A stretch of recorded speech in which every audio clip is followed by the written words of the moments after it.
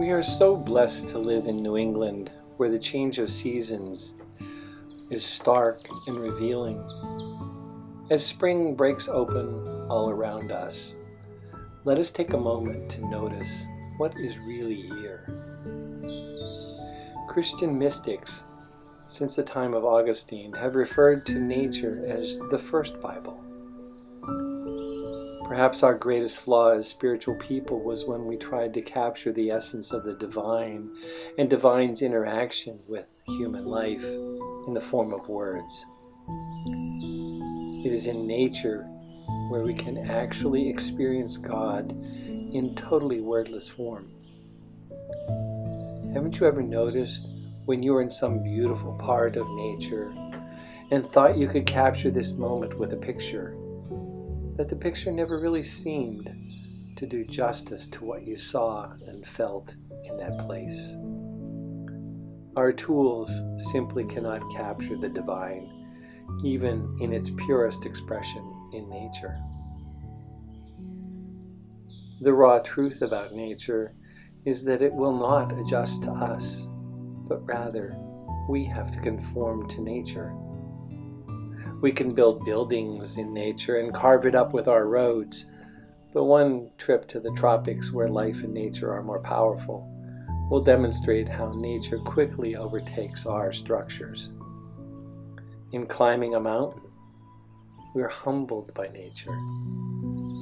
We set out to conquer its heights, but somewhere along the path, we're shown our weakness and our frailty.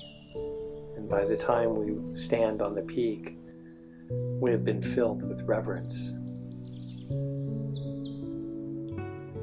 But the divine signature in nature is far more beautiful and subtle. In nature, we can clearly see the message of life, that birth comes from death. We can see the indomitable power of life emerging in spring, sprouts pushing their way toward the light, sometimes even straight through a dead leaf that was blocking its way. Trees that looked dry and dead are suddenly bursting open with buds. New life is everywhere. Nature is miraculous, and God's message to us in nature is that life and that we are miraculous too. It is in nature that we find our home. We belong to nature, not the other way around. Take time this spring to go and worship in the temple of nature.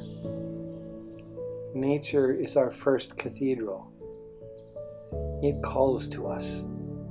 Come here, kneel down and be blessed. In spring, the air seems richer and more fragrant. The sun feels warm again, and we are reminded that all is well. We will heal. We will live again. Take a moment today to go into nature, into the natural world, and allow yourself to sing God's praise for the abundant, unstoppable power of love.